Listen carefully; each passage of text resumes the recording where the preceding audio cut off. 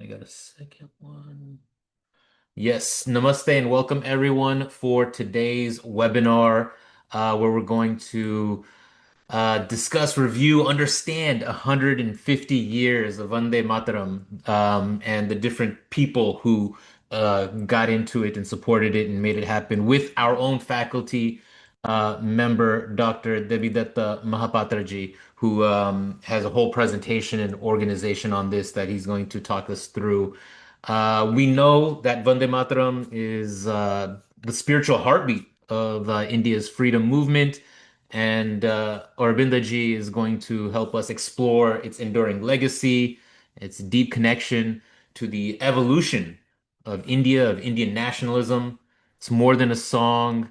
It's emerged as a sacred invocation, right? Uniting generations in a shared sense of identity, purpose, and devotion to Bharat. I was just at the Republic Day event here in Los Angeles with the CGI, and when somebody sings it, you feel it, right? It reverberates, everyone hones in, and so we're going to explore this its legacy through the writings of Bankim, Chandra, Chattopadhyay and Sri Aurobindo's interpretation, and I think you're going to get into some of the history and other people who have talked about it as well. And so now let me just briefly introduce Dr. Devidatta Aurobindo Mahapatra. He's a faculty of Hindu University of America. He's a core, Just call me Aurobindo. Aurobindo is fine. Just Aurobindo is just fine. Aurobindo. Just keep it short. Okay. Yes. He's Thank you. core doctoral faculty at HUA from the start of this rejuvenation effort back in 2019. He leads our conflict and peace study area of study. He has his own PhD in global governance and human security from University of Massachusetts in Boston. He publishes regularly. He's a distinguished scholar of conflict management and peace building. And of course, he focuses on Indian thought. So, Aurobindo let me hand it to you to help us understand Vande Mataram in its depth a little bit more. Thank you, Ankurji. Excuse me. Thank you so much for your nice introduction. And I should say thanks to you and also Hindu University. Obviously, I'm part of that. And Kalyan Viswanathan, the president, for organizing such a great events, online webinars, and to bring great ideas to people. So, namaste and good morning to all of you. Those who are from India, good evening.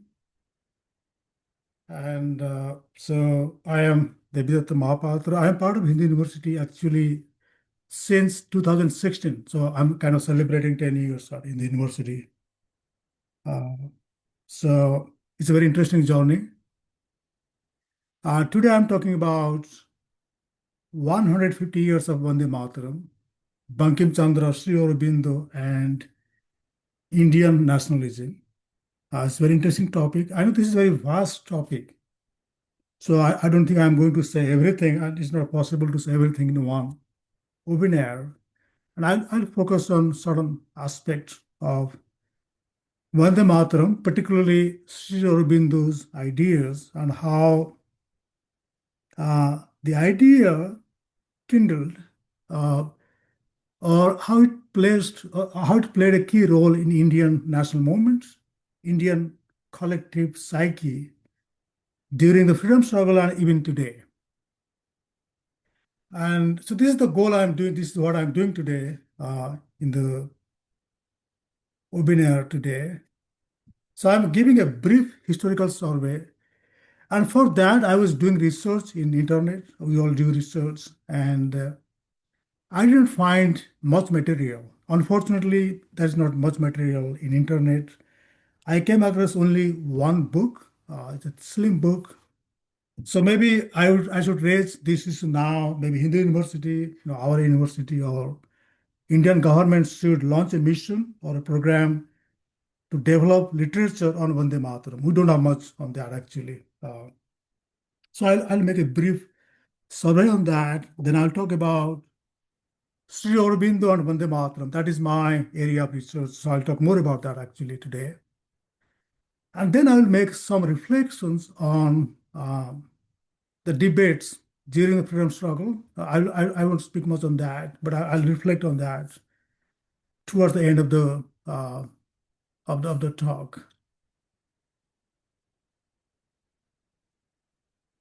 Okay, and we all know that Vande Mataram was written by Rishi Bankim Chandra Chatterjee, Chattopadhyay. It's kind of people use both the titles. He's a graduate of Calcutta University. He was a civil servant, and so he wrote a novel in 1882, Anandamath, and this song is part of that novel. And there's a movie actually on that made in 1952. It's a great movie. I would recommend all of you to watch. It's a great, great movie. I watched twice. So the novel is about Sanyasi War of Independence. The common language used is Sanyasi Rebellion, but I would call it War of Independence. It happened around 1860s, 70s, around that time. Some people place it even before that, even before 1857. So in that, so we, one thing I think it needs emphasis that the War of Independence started by sannyasis, right, the rishis, not by kings or queens, as we study. So in that novel, there's an ashram, Anandamath, and the guru Satyanand, played by Prithviraj Kapoor, and his two disciples, Jivananda and Bhavananda, played by Ajit and Pradeep Kapoor, and they lead the struggle, war of independence. Like, so this is kind of interesting discourse. We can talk about the sannyasis. Doesn't mean just sitting chanting. I mean, they are also taking arms when the cause demanded. So it is kind of dharma yudh. You can say that. There is one clip I would like to play. It's about 2 3 minutes. How so the war ends and Jivananda and Bhavananda they die in the battlefield, and Satyananda he goes to the temple of Ma Durga, Bhavani, and he is kind of sad. And so let us talk. Let us see the kind of prayer he's doing, the kind of invocation he's doing, and it is in Hindi. I hope. You all understand Hindi language. So this is Hindi, and because it's an old movie, there's no caption, no subtitle. So, but I think it is interesting. It's a few minutes, so let me play that for all of you. Just give me a second. I'm just playing that. Okay. Uh,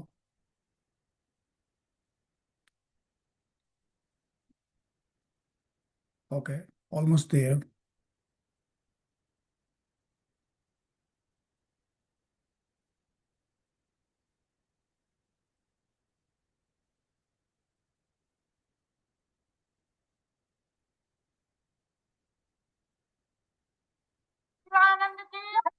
Can you all hear this? The sound, No, Ankurji? the sound is not playing. You have to hit the maybe share sound button.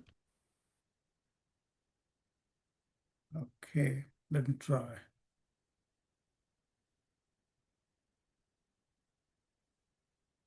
I'll try one more time. Let's see.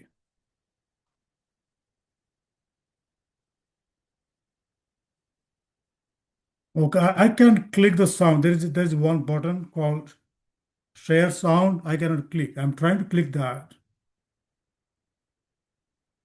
Huh, that's interesting. Uh, any suggestion or recommendation, Ankurji? You can't share it?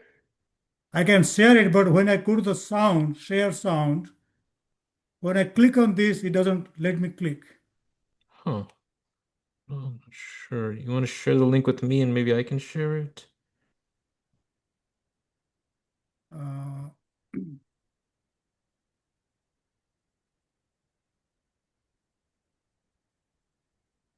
Okay, I send you the how to say that? I'll send you the PowerPoint, 1 hour ago. All right, all right. Pull it up.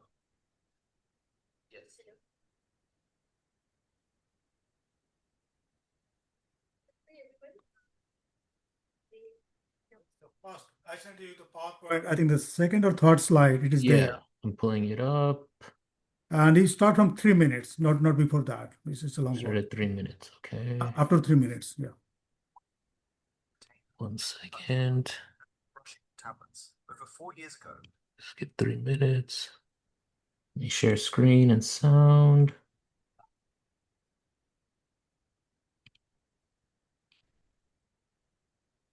Oh yeah, it's not letting me share sound. You can't share sound on YouTube anymore, I guess. That's interesting. Huh. Anyhow, so I will skip that. It is about three Okay. minutes, Sorry about that. but I can share the content. Yeah. So that's fine. So ah, I had some interesting audio visuals, but anyhow, so I'm sharing the PowerPoint. Just give me a minute. Yeah, and if you can go to full screen, that would be great. Yeah. Okay, you want me to go to the full screen? Okay, Yeah, that's and then fine. Dilip G from Maryland, thank you for joining. Vijay Kane from Houston. Thank you everyone for joining. Yeah, full screen would be great. Yeah. Okay, great. Again, sorry that I could not play the clip. So basically, so in that clip, in that from that movie, Anandamath, Satyananda is praying Goddess Durga, asking the mother goddess, I'm fighting for you for the motherland, and but my disciples die, and so what to do? So he's kind of uh, you know feeling gloomy, pessimistic, but his guru uh, comes from Himalayas, and then he says, "Don't worry, because Jivananda, Bhavananda, they die, but there will be new disciples coming, the new Indians, new people from Bharat. They will continue the legacy of Bharat Vande Mataram, and they'll continue to fight." So that's kind of legacy developed by Bankim Chandra. So Vande Mataram was not just a piece of song in a novel. So it's a legacy, and I'll talk about that in the uh, talk today. It continues even today. Okay. And we all know that the novel was banned by British in 1882, just after it was published. And but after that, after a couple of years, around 1890s, they again the ban they revoked the ban. So Rabindranath Tagore, he sang that song for the first time in Calcutta Congress session. Right? So All India National Congress, he sang that song in 1896, and gradually, slowly, this song was kind of penetrating the national psyche of India, and it is becoming a rallying cry for independence. Again, these are some of the historical data. No, I mean they're all in internet, so I'm not talking much about that. But briefly, so this song was sang in Indian National Congress sessions. It was kind of theme song for a long time. 1901, 1905. Lala Lajpat Rai from Punjab, he started a Urdu newspaper called Vande Mataram from Lahore. There's a movie made in 1905 which ended with that chant. And in Barisal, in Bengal, now it is in Bangladesh, thousands of Hindus and Muslims marched with Vande Mataram flags. I want to particularly highlight this particular development, right? So Hindus and Muslims, okay. So this is something I want to emphasize. The Vande Mataram was not a song of a particular sect or particular people. It was a song of whole India. Right? So whether it is Hindus, Muslims, Sikh, all people, and if you look at this development in 1906, Hindus and Muslims they were all singing together, chanting Vande Mataram.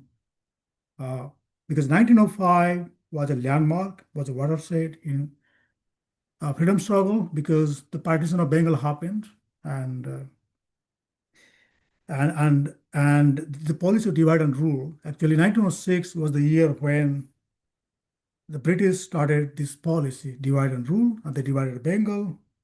But most people opposed that, including Hindus and Muslims. And this particular incident, thousands of Hindus and Muslims, they came together to chant, to march with Vande Mataram flags.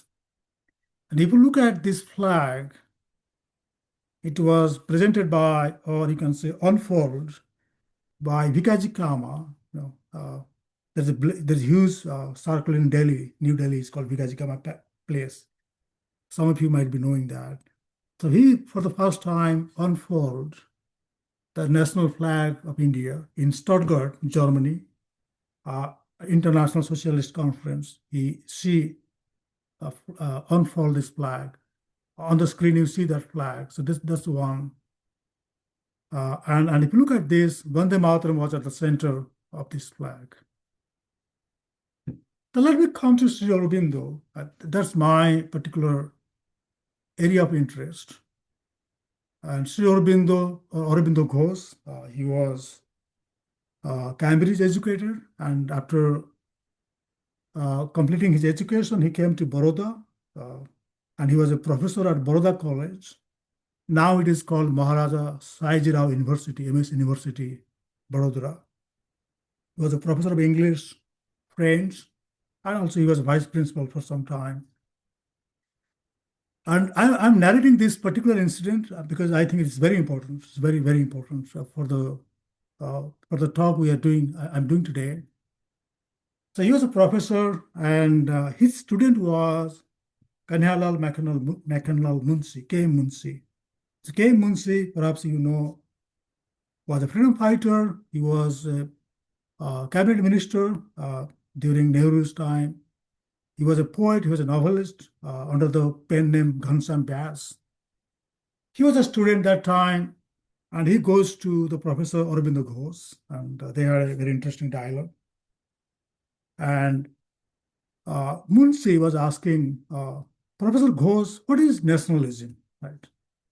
But can you define for me? Can you define that for me?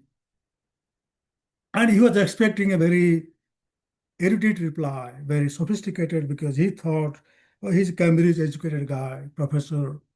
So he must be giving, must have like intellectual jargons. He might be referring to the literature from the Germany, from England. He did none of that. So what he did, he took Munshi to a map of India on the wall of his office. I'm glad to say that the MS University has preserved the office of Sri Aurobindo even today. So if you go there, you'll see it there. So Sri Aurobindo takes Munshi to the map. Again, this is a map. I'm not sure if this is the exact map, but I got this from the internet. It's a map of India in 19th century.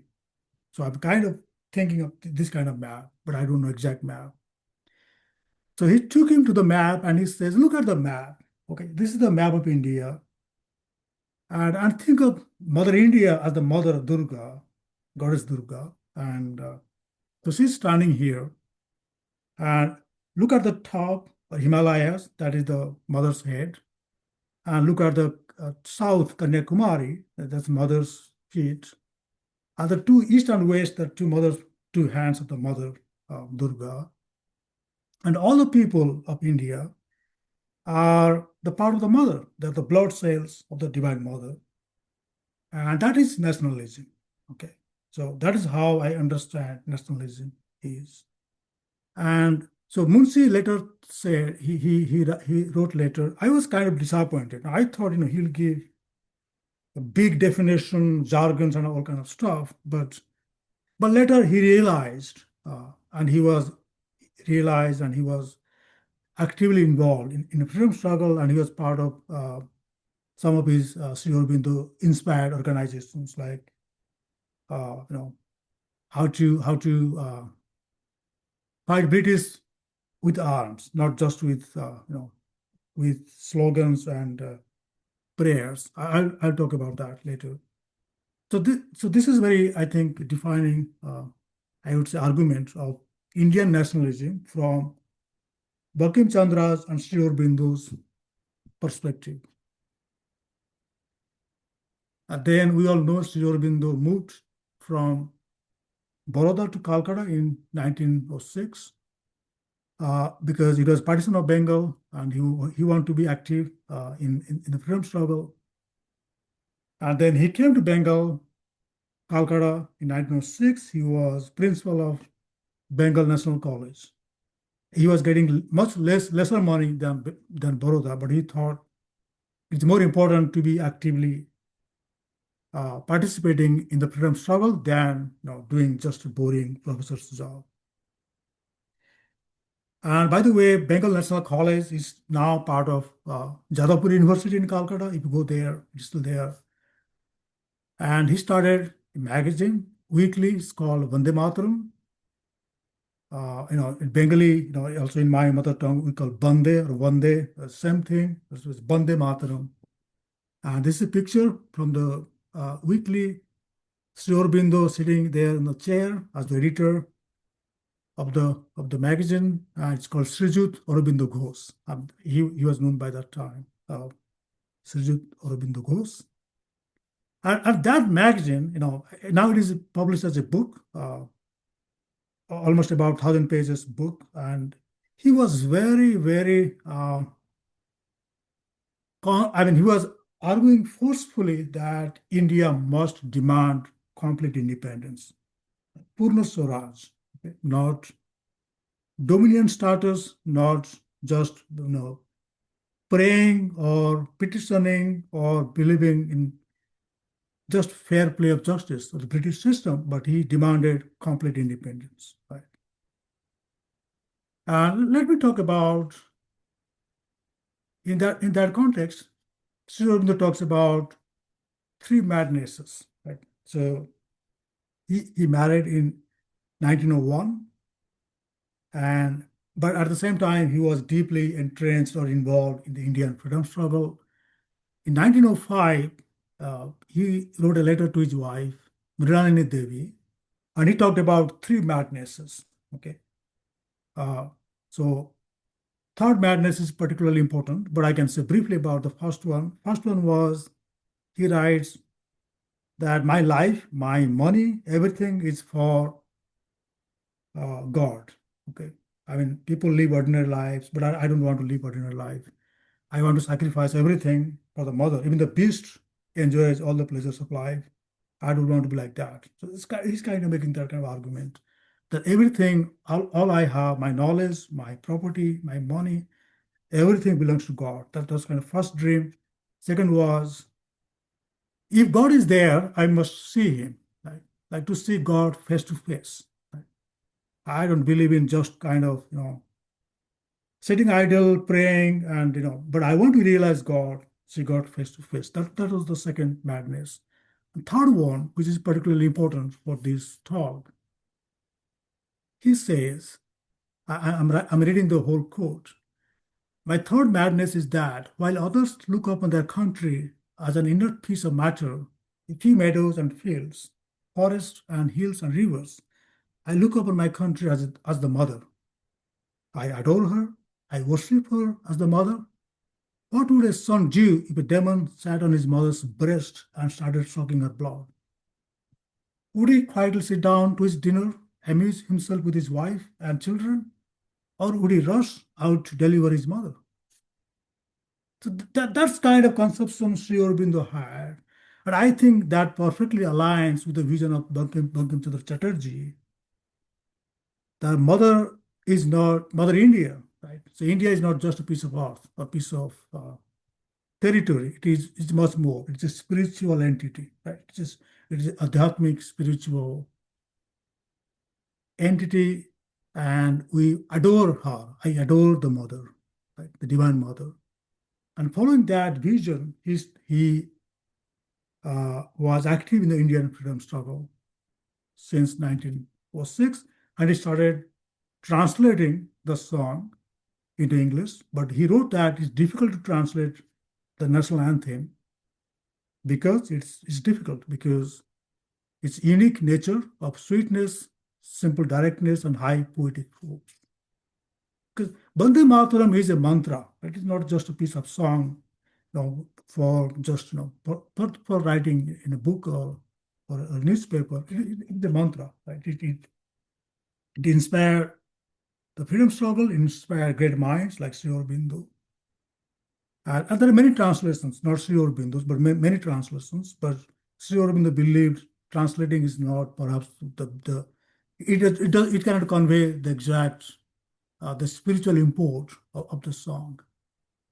And he also conceived the idea of Bhavani Bharati, a temple in which, like if you go to Anandamath, I was talking about, uh, he was thinking about Bhavani Bharati in which the young people of India, they will be trained in arms, making of arms, how to fight the freedom struggle, right?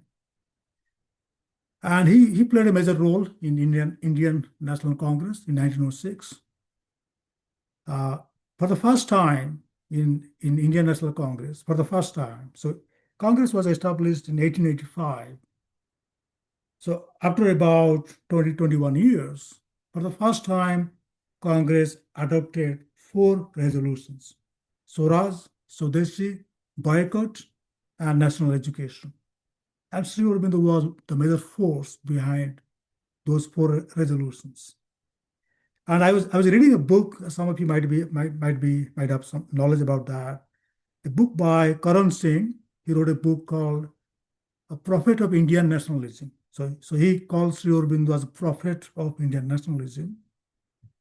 And in that book, interestingly, the foreword to the book was written by Jawaharlal Nehru. And even Nehru admits in that foreword that the Sri Aurobindo was not for a long time in the freedom struggle, but he played such a powerful role, particularly these ideas, making the freedom struggle a mass movement, not a movement in a club or a gossip club, but it's a mass movement. And he writes there, I mean, if you read that forward, that Mahatma Gandhi, who came much later, he carried on those ideas further into the Indian freedom struggle. But Sri Aurobindo demanded like Purna Swaraj, complete independence, not dominion status, partial independence. And he did not believe in the methods of petition, prayer, and believe in the fair play of justice of the British government. He said, no, we want complete independence. You cannot have your mother free partially, right? It's complete independence. And moderate Congress leaders are very strongly against that idea that time. And I'm not questioning their intention, but they thought, India is not that powerful, India is not ready. And particularly, I like this statement from G.K. Gokhale, right? Gopal Krishna Gokhale, one of the very famous leaders that time, a very powerful, famous leader. He's called Sri Aurobindo as a lunatic. Okay? Okay, this is not my word. This is the word by Gokhale. Gokhale said only lunatics, like in mental asylum, they can talk about complete independence. Right? But Sri Aurobindo said no. I mean, you can call me lunatic, and he wrote his wife about three madnesses. But he believed India must be completely free. Only after India becomes completely free, it can pursue its own development, economic, political, spiritual, only when it is completely free, not partially. Okay. So in that context, he talked about Swadeshi, boycott, and national education. Again, I'm not talking much about that, but if there are questions, I'll talk more about that. And then we have Congress, Surat Split, 1907. There was a division or split between extremists within quote, because I would call them extremists, but that's the language they're using that time. So moderate Congress, particularly people like Dadabhai Naroji, this Marman Raspberry Bose. Then you can think of Raspberry Ghosh. I think Ghosh or Bose, I get confused. Then we have Firoz Mehta, Gopal Krishna Gokhale. There are moderates. And extremists were Sri Aurobindo, Gopalakrishna Gokhale, Bal Gangadhar Tilak, Ashwini Kumar Dutt, so they're extremists. And if you look at this picture, Sri Aurobindo is sitting in the middle with Tilak, and there is Sardar Ajit Singh in the middle, and also Syed Hyder Raja.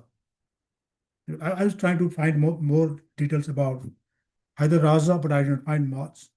But think of this, right?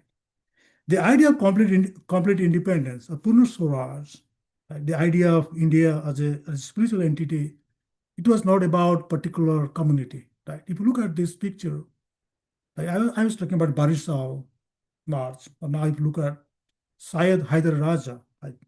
He also aligned well with the idea of India as a spiritual entity, and he was with Sri Aurobindo demanding complete independence for India.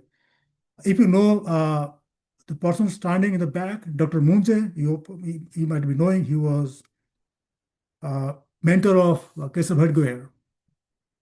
So this is the picture of after Surat Split in 1907. And this is the picture again I want to show you. So after the split, there's a very violent split actually. It is not peaceful. They're throwing chairs at each other. You can think of like our modern day parliament or Congress. They're throwing chairs at each other. Someone threw a chappal, slipper at Sri Aurobindo, and they said all kind of bad things. But again, that's part of political moment. And here, if you look at this picture, Bal Gangadhar Tilak is speaking in the night, and Sri Aurobindo is sitting there as the presiding officer or as the chair of the meeting. And that's very interesting quote from Henry Nevinson. He was a British journalist. He was there. So when Tilak was speaking and Sri Aurobindo was chairing the session, he was there. He was standing there and he was recording the developments. And this is what he wrote. Okay. I'm reading this. In the afternoon, the extremists, because that's the kind of word they're using that time. In the afternoon, the extremists also held a convention and also appointed a committee to watch events. In the large courtyard of a private house, they met in silent crowds, grave and silent, I think without saying a single word. Mr. Aurobindo Ghosh took the chair and sat unmoved, with far-off eyes, as one who gazes at futurity. This is a very powerful sentence, right? If you look at, so when India got independence in 1947, he was requested by Indian government, particularly Sardar Patel, to send a message for independence, right? And Sri Aurobindo wrote that all kind of visions I had, all dreams I had, now they're getting to fruitful now. So when I when I read this sentence, Sri Aurobindo was gazing at futurity. As a spiritual guru, as a visionary, I think he had that vision that India is going to be independent and complete independence, not just partial independence. Okay. Again, I continue. In clear, short sentences, without eloquence or passion, Mr. Tilak spoke till the stars shone. So he was speaking for a long time. And someone kindled a lantern at his side. So there was no electricity. So, I mean, he was speaking close to the Tapti River, in Surat. And so someone was having a lantern there.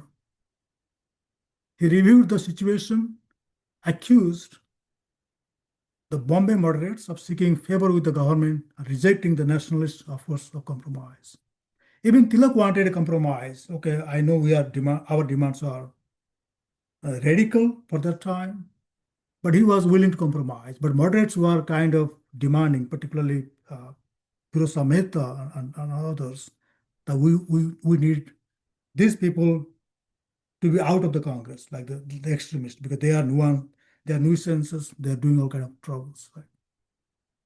Tilak had no wish to destroy the Congress.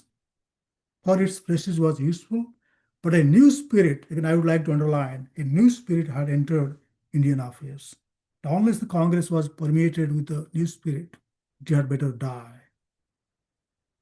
By the new spirit, he meant self-confidence and self-assertion. Now, when I'm reading this, I'm feeling kind of, it's like going back in the time machine to that time. This is a powerful observation that the new spirit of independence, by confidence, assertion that India must do, otherwise Congress will be, it is kind of dead body. So he was kind of making, Tilak was making that kind of assertion at that time. And that's an account by Henry Davidson. So moving fast forward, we all know that Vande Mataram was a rallying cry for independence. And Sri Aurobindo edited the Vande Mataram weekly magazine for 1906 to 1908. Then he was arrested. And I'm not going to that part now. But 1906, Muslim League was created in Dhaka by the Nawab of Dhaka, and Sri Aurobindo was very critical of that. In Vande Mataram, he writes, he makes a very scathing attack that the British is playing divide and rule, but we need to have, he uses the word love and brotherhood. Again, these are his words. We need to have love and brotherhood between all communities, Hindus and Muslims, to fight against the British. But we all know that divide and rule was very successful, and Muslim League emerged as a powerful voice of one community. And Sri Aurobindo was slowly withdrawing after his arrest, and then his idea to deport him to the Andaman. So he withdrew and he went to Pondicherry. And then moderates became more powerful with Gandhi coming to picture. And so in 1937, around that time, when there are, governments or provincial governments were made that time. And Subhas Chandra Bose, he was, president of the Congress at, I think, Haripura session of the Congress. And so he was asking Tagore, Rabindranath Tagore, what he thought about, what he thinks about Vande Mataram. Because Tagore was one of the first one to sing this song in 1896. So he was asking what he thinks. So this is what Tagore replied. So I'm reading it. The core of Vande Mataram, Jahimchi Goddess Durga. This is so plain that there can be no debate about it. Of course, Bankim Chandra does show Durga to be inseparably united with Bengal in the end, but no Musalman can be expected patriotically to worship the 10-handed deity as Swadesh, our native land. The novel Anandamath is a work of literature, and so this song is appropriate in it. But Parliament is a place of union for all religious groups. There, the song cannot be appropriate. So this is a kind of, again, with deep reverence to Tagore. But I think I was talking about the Barisal March when Hindus and Muslims they march together chanting Vande Mataram. Or if you look at the picture I just showed to you, Hyder Raja was sitting with Sri Aurobindo, sharing the same ideals. So confining that song, I mean, just making it just a religious piece, but without its spiritual connotation, was perhaps, again, I don't know what Tagore thought, but perhaps it was a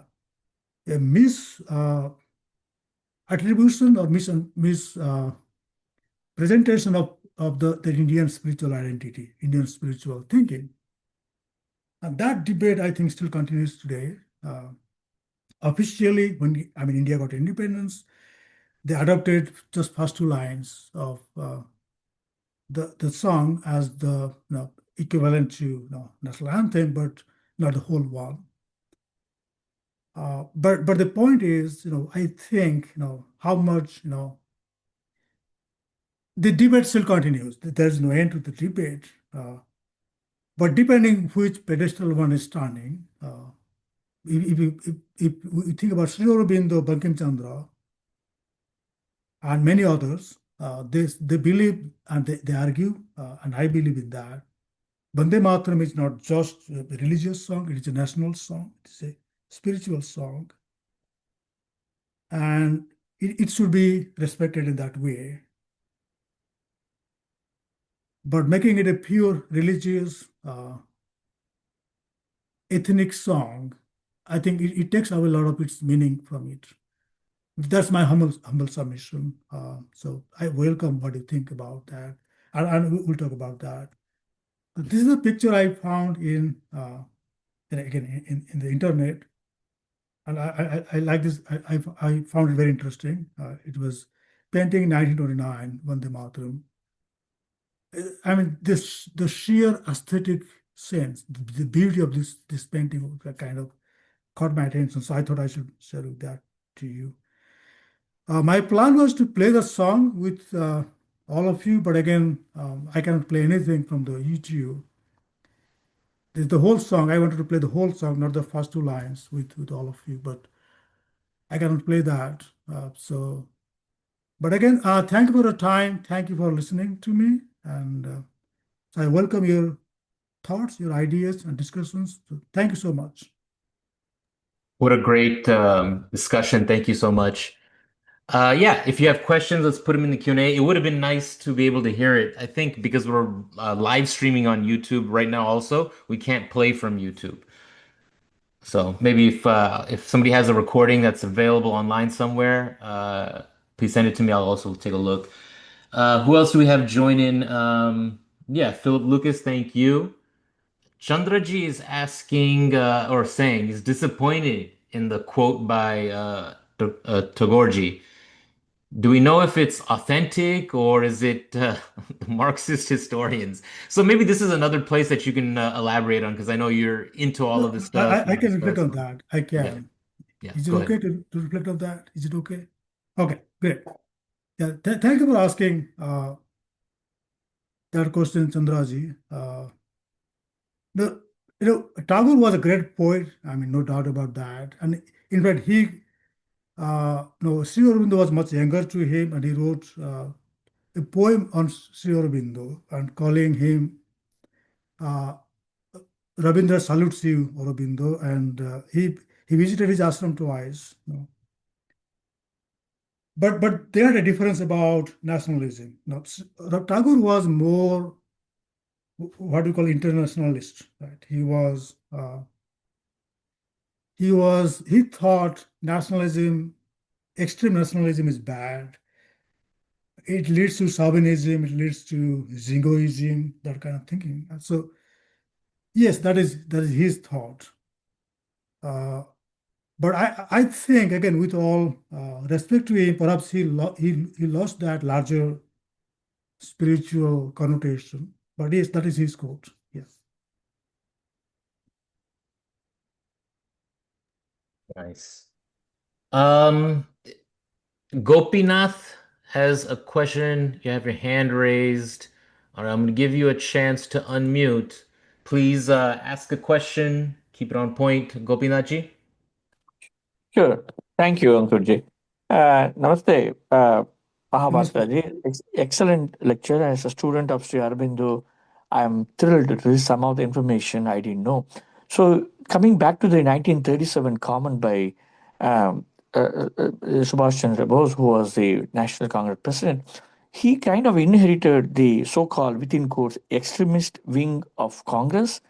And Rabindranath Tagore ji, I revere him a lot. He represented, in a way, the moderate school of thought at the time led by Gandhi ji.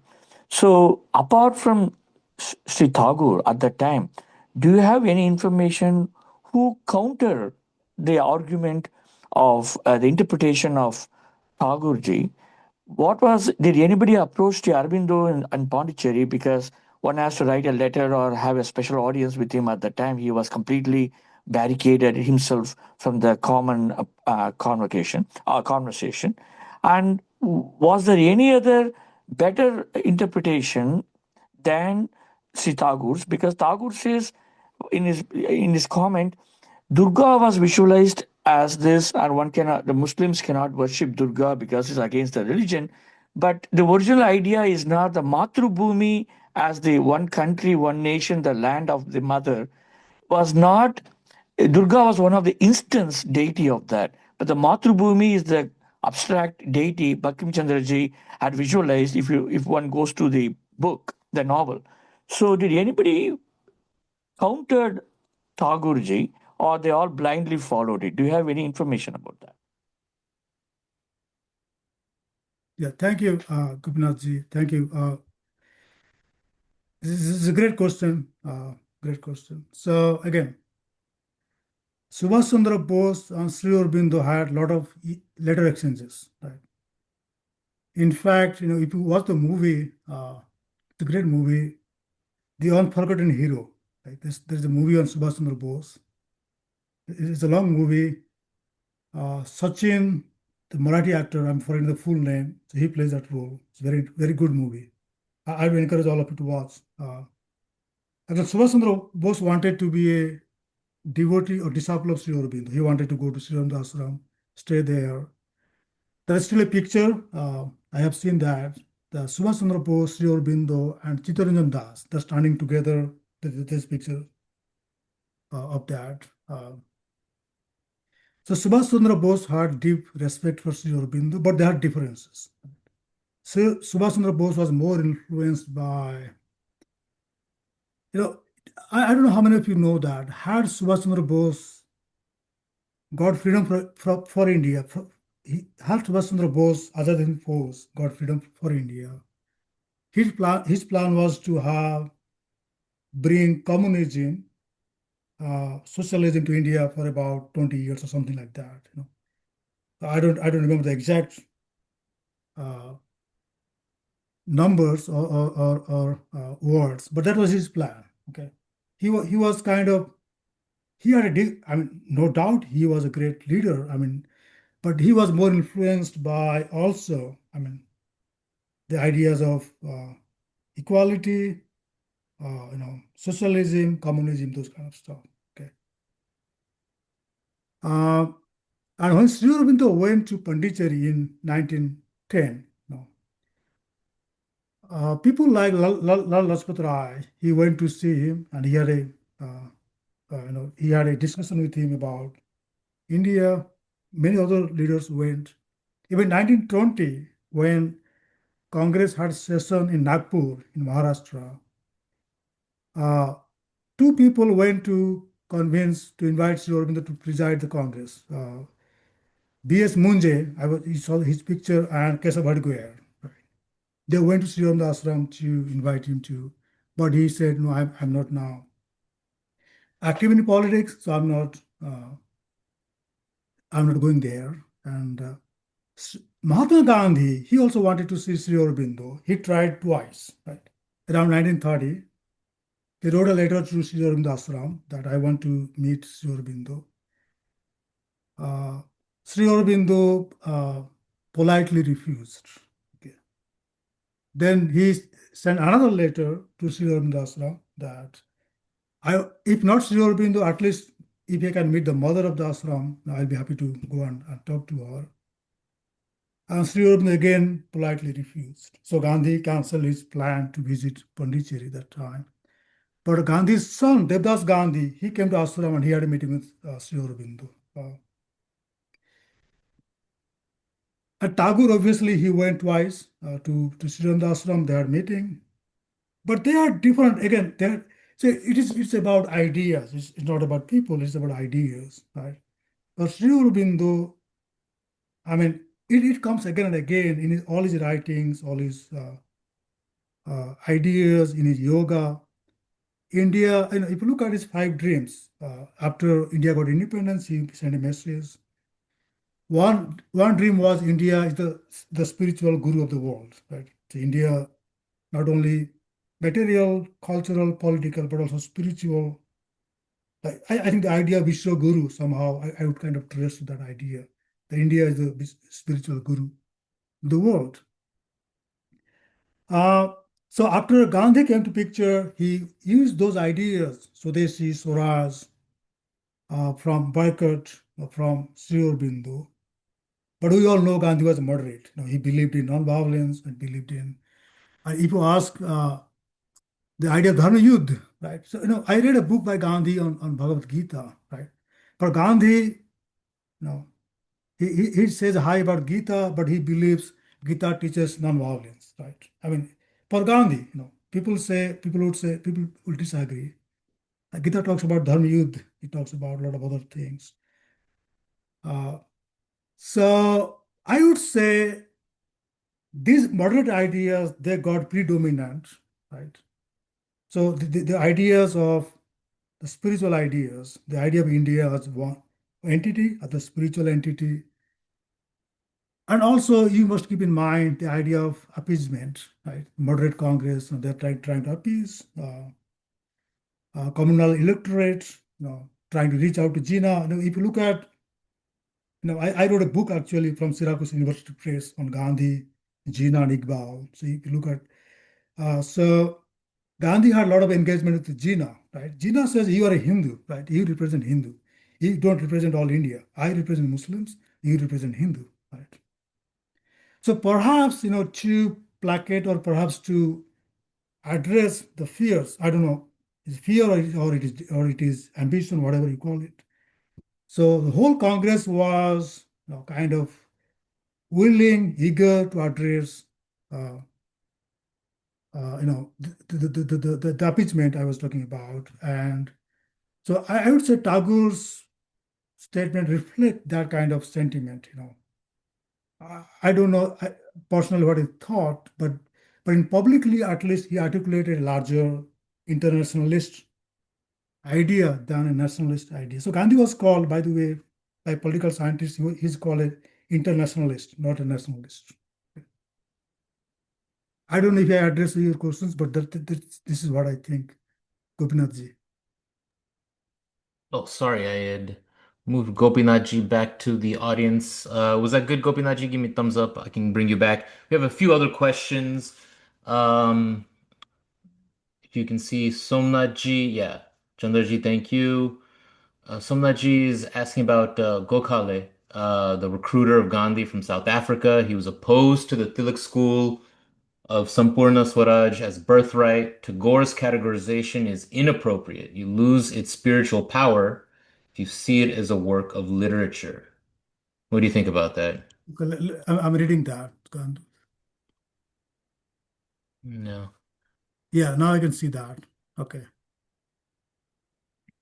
Okay, great. Thank you, Somnathji. I just read your comments on that. Uh, so, yes. So, Gandhi used to say famously, again, these are his words, not mine. So, he compares Tilak with Himalayas and Gokhale with the Gangas, right? The Ganges, right? So, Tilak is a very tall personality. He has very strong ideas, strong demands. And Gokhale was more pliable, more moderate. Uh, so Gandhi was more influenced by, Gandhi calls Gokhale his political guru, political mentor. We all know that. Uh, Let me read your question again. So, what is your question? Yeah. Uh, so again, we all know that Gandhi continued the legacy of Gokhale, and we all know Tilak was arrested. He was sent to Burma, the Rangoon prison. He was there, Mandalay prison for a long time, for about 6, 7 years. So British tried everything, I would say, to break that nationalist spirit, right? That spiritual nationalist spirit. So the freedom we got is, I would say, or India got, is more secularized, or you can say, I don't know if it is appropriate, sanitized. But Sri Aurobindo, again, I go back to Sri Aurobindo again and again, that Sri Aurobindo was firm believer that India is rising, it will rise, nothing can stop it. And he says that famously, India has not yet spoken its last creative word. This is his sentence. So India has a destiny, the spiritual destiny. And spiritual doesn't mean a poor country, it also means economically, politically, culturally powerful, and also spiritually.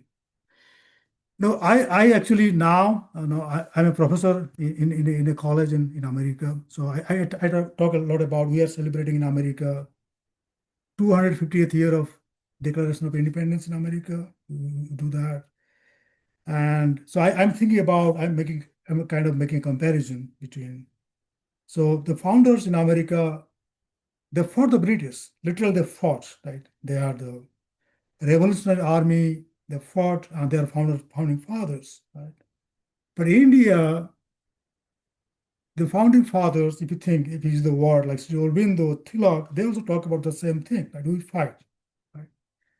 So, but now they're kind of extremists, they're kind of sidelined. By the way, again, one more interesting story I want to share with you that 1942, when Cripps mission came to India, Cripps mission, it had a united India in plan. Sri Aurobindo sent a note to the Congress, from Pondicherry that you accept this plan, right? And leaders like Gandhi said, why is poking his nose now? Right? Why is it right? So again, this is about what I call clash of visions, clash of ideas. And obviously we are, and the people of India, they are facing the consequences of those ideas. But this is how it is, right? So history is a history, but how Indians are learning from the history. So that's something, that's another debate. Maybe we'll do another webinar on that. So Yeah. And it's an important part, right? How do we yeah, learn the history and whose history? And that's at the heart of this. And that's why we're having this webinar. This is why we have HUA. I'm yeah. dropping the links from the presentation in the chat. That first movie scene from Prithviraj Kapoor. And then the second one is the Vande Mataram, the song. So John Jones is asking, is any version of Vande Mataram particularly good, or do you recommend? It's like the national anthem, so depending on who's doing it and where it's being invocated, it can be really nice. So, th this one in particular, I had a small chance to look at it. It's during a movie and a fight scene and a battle and all of that. So it has layers to the one that Aurobindo ji shared. Um, Let me see. I'm trying to see the question. Where is it? It is in the chat. no, he was just asking if Vande Mataram online, like a YouTube video, Yeah. what's the difference between one or the next? So I just shared the ones you shared. Okay, that song is again, it is sung beautifully by Hemant Kumar. Hemant Kumar is one of the best, perhaps, musicians of India. He sang that and he directed that song. Uh, so there are different versions. If you want me ask the translation, I would recommend Sri Aurobindo's. It's perhaps one of the best translation. And it's sung by different people, by Lata Mangeshkar, Hemant Kumar. Uh, but I like this one. I like Hemant Kumar's. Yeah. Great. Somnaji is saying that Gokhale's NGO was called the Servants Society of India. So, like you're saying, at that foundation time when there's so many different organizations, different freedom fighters fighting the British Empire in different ways, and all the historical context, Yeah.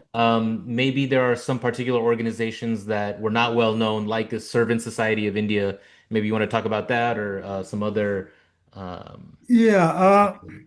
See, again, I'm not disparaging the contribution of Gokhale to Indian freedom struggle. I mean, he certainly has my respect and admiration.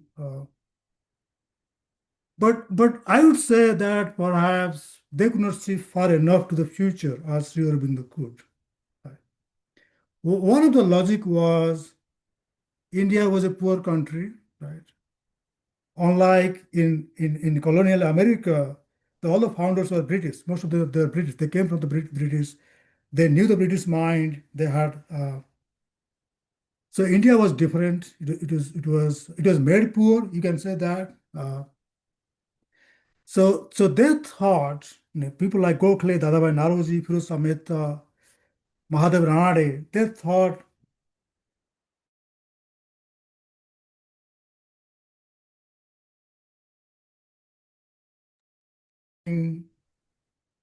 Uh, and perhaps they are very honest in their intentions. They are, I don't think they are, I don't call them selfish people, fighting for their own property or something like that.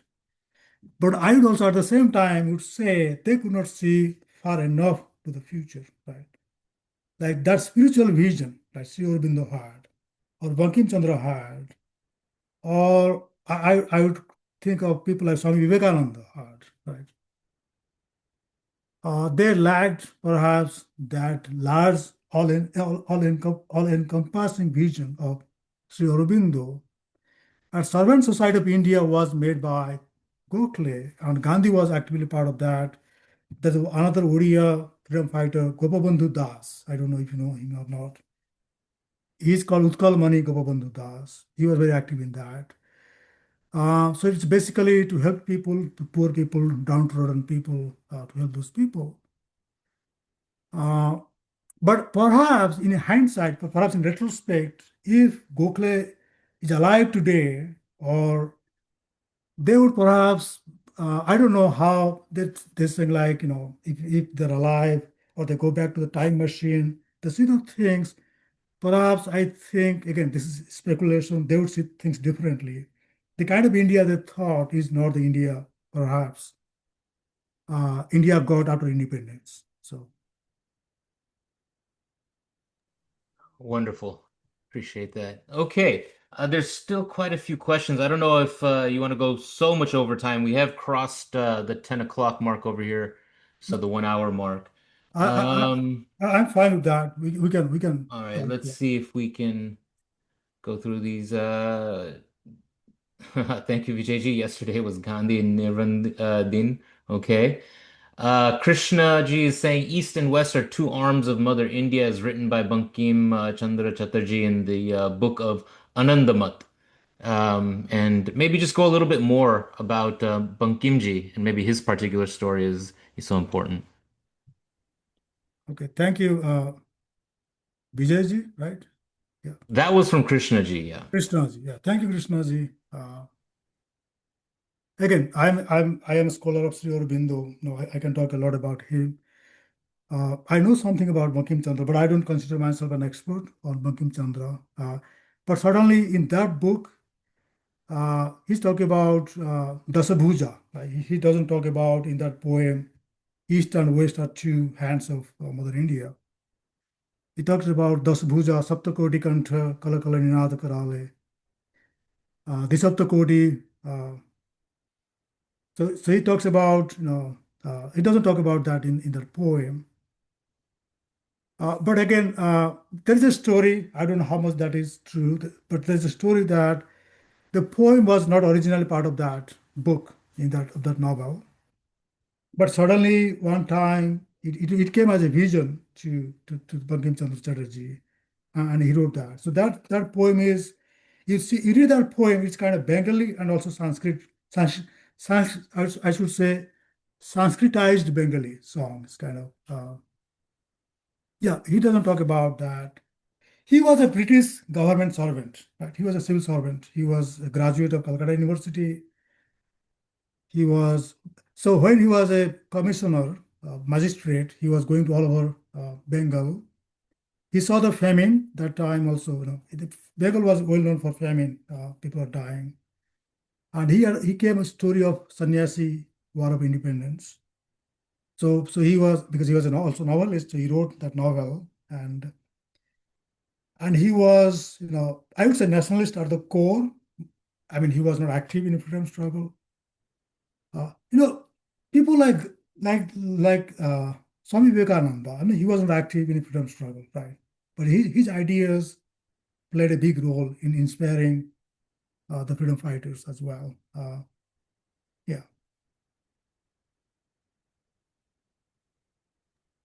Okay.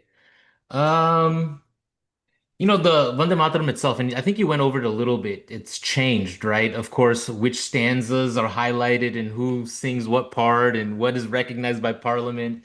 Uh, is is there any movement to change, expand, remove, edit? This is from HK is asking that question.